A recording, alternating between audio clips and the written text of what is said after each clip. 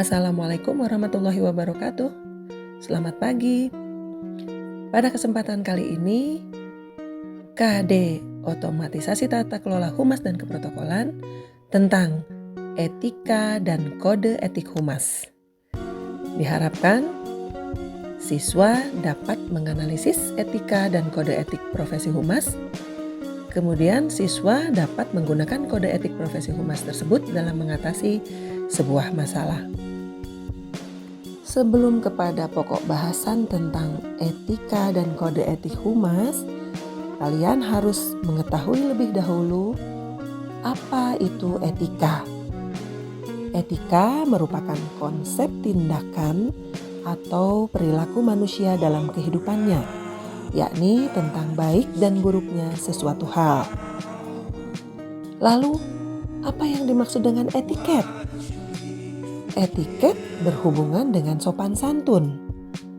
Artinya, etiket itu sikap sopan santun individu dalam kehidupan bermasyarakat guna menjalin hubungan baik antar sesama. Lalu, apa arti dari kode etik? Kode etik adalah suatu sistem norma, nilai, serta aturan profesional secara tertulis yang dengan tegas menyatakan bahwa hal baik dan juga benar serta apa yang tidak benar dan juga tidak baik bagi profesional.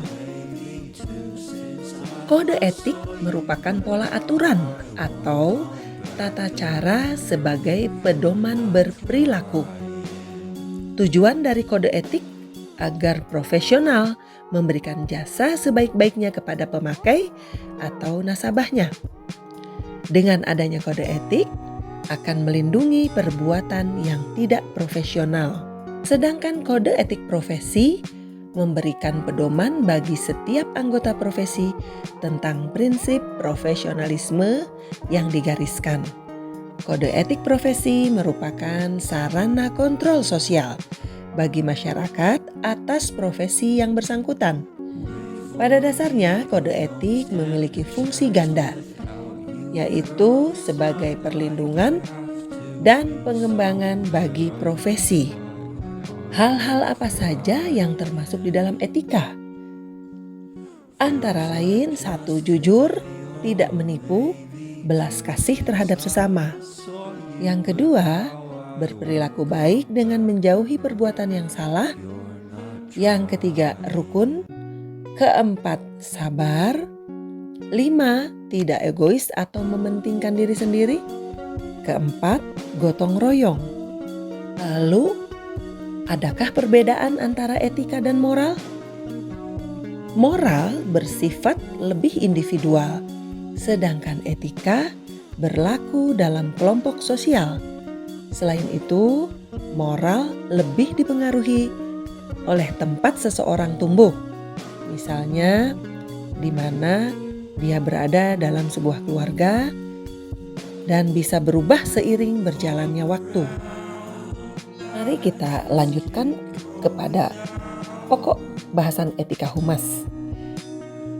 Etika humas pemerintah didasarkan kepada Keputusan Menteri Komunikasi dan Informatika nomor 371/Kep/M Kominfo /8/2007 tentang kode etik humas pemerintahan.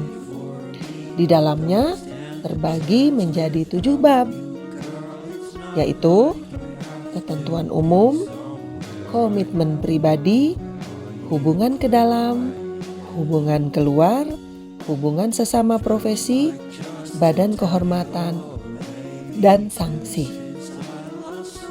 Di dalam ketentuan umum dibahas tentang etika, kode etik, dan hubungan masyarakat. Etika menurut kode etik humas pemerintahan adalah nilai-nilai moral yang mengikat dalam berucap, bersikap, dan berperilaku dalam pelaksanaan tugas, fungsi, wewenang, dan tanggung jawab. Sedangkan kode etik humas pemerintahan adalah pedoman bersikap, berperilaku, bertindak, dan berucap para praktisi humas pemerintah. Apa hubungan masyarakat pemerintah? Di dalamnya disebutkan bahwa humas pemerintah adalah aktivitas lembaga dan atau individu yang melakukan fungsi manajemen dalam bidang komunikasi dan informasi kepada publik, pemangku kepentingan atau stakeholder, dan sebaliknya. Di dalam aturan keputusan Kominfo ini juga diatur tentang komitmen pribadi, yaitu tentang kehormatan pegawai, mengutamakan kompetensi, objektivitas, kejujuran, serta menjunjung tinggi integritas, dan menjunjung tinggi norma-norma keahlian. Juga diatur tentang memegang teguh rahasia negara, sumpah jabatan dan etika, menyampaikan informasi publik yang benar, menghargai, menghormati, dan membina solidaritas, nama baik rekan seprofesi, juga komitmen pribadi dalam meningkatkan pengetahuan dan keterampilan. Peraturan berikutnya tentang hubungan ke dalam. Disebutkan bahwa harus loyal, menjalin komunikasi dengan baik, mengingatkan, patuh pada kode etik. Sedangkan untuk hubungan keluar, perlu memberikan informasi yang benar, dilarang melakukan penekanan kepada media massa, selalu membina hubungan baik dengan profesi lain. Pada bab yang mengatur tentang hubungan sesama profesi, di dalamnya membahas tentang wajib bertukar informasi dan membantu, saling mendukung, dan tidak boleh mendiskreditkan, yaitu menjelekkan, melemahkan sesama anggota. Keputusan Menteri Kominfo juga mengatur tentang badan kehormatan. Siapa badan kehormatan tersebut? Yaitu badan kehormatan yang tugasnya melaksanakan pemantauan, evaluasi, dan penilaian terhadap kinerja anggota. Serta badan kehormatan memberikan penghargaan kepada anggota yang berprestasi.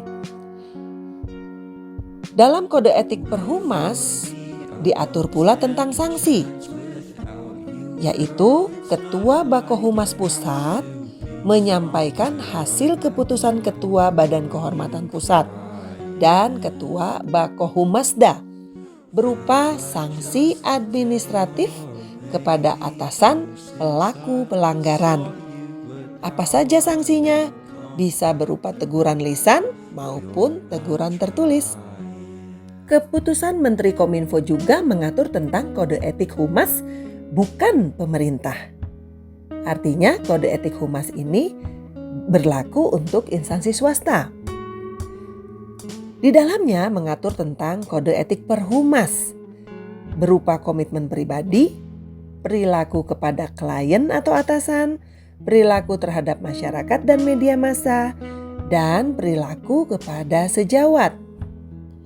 Komitmen pribadi di dalam kode etik humas bukan pemerintah, di dalamnya mengatur tentang 1. Memiliki dan menerapkan standar moral serta reputasi setinggi mungkin dalam menjalankan profesi kehumasan. Yang kedua, menumbuhkan dan mengembangkan hubungan antar warga negara Indonesia yang serasi dan selaras demi terwujudnya persatuan dan kesatuan bangsa. Ketiga, berperan secara nyata dan sungguh-sungguh dalam upaya memasyarakatkan kepentingan Indonesia. Kode etik humas bukan pemerintah mengatur tentang perilaku terhadap klien atau atasan. Antara lain, berlaku jujur dalam kehidupan dengan klien atau atasan, tidak mewakili dua atau beberapa kepentingan yang berbeda atau yang bersaing tanpa persetujuan semua, menjamin rahasia serta kepercayaan yang diberikan oleh klien atau atasan maupun yang pernah diberikan oleh mantan klien atau mantan atasan. Tidak melakukan tindak atau mengeluarkan ucapan yang cenderung merendahkan martabat klien atau atasan maupun mantan klien atau mantan atasan. Selanjutnya, perilaku terhadap klien atau atasan juga dalam memberikan jasa kepada klien atau atasan tidak akan menerima pembayaran komisi atau imbalan dari pihak manapun selain dari klien atau atasannya yang telah memperoleh kejelasan lengkap. Kemudian tidak akan menyerahkan kepada calon klien atau calon atasan bahwa pembayaran atau imbalan jasa-jasanya harus didasarkan kepada hasil-hasil tertentu atau tidak akan menyetujui perjanjian apapun yang mengarah kepada hal yang serupa.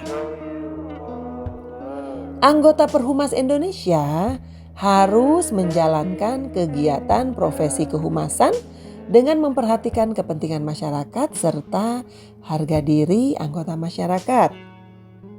Tidak melibatkan diri dalam tindak memanipulasi integritas sarana maupun jalur komunikasi massa, juga tidak menyebarluaskan informasi yang tidak benar atau yang menyesatkan sehingga dapat menodai profesi kehumasan. Anggota Perhumas Indonesia juga harus senantiasa membantu untuk kepentingan Indonesia. Bagaimana dengan perilaku terhadap sejawat? Praktisi kehumasan Indonesia harus melakukan hal-hal yang tidak dengan sengaja merusak dan mencemarkan reputasi atau tindak profesional sejawatnya. Namun bila ada sejawat bersalah karena melakukan tindakan yang tidak etis, yang melanggar hukum atau yang tidak jujur, termasuk melanggar kode etik kehumasan Indonesia, maka bukti-bukti wajib disampaikan kepada Dewan Kehormatan Perhumas Indonesia.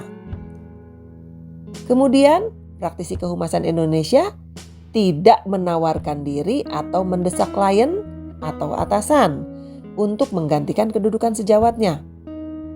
Praktisi kehumasan Indonesia harus membantu dan bekerja sama dengan sejawat di seluruh Indonesia untuk menjunjung tinggi dan mematuhi kode etik kehumasan ini.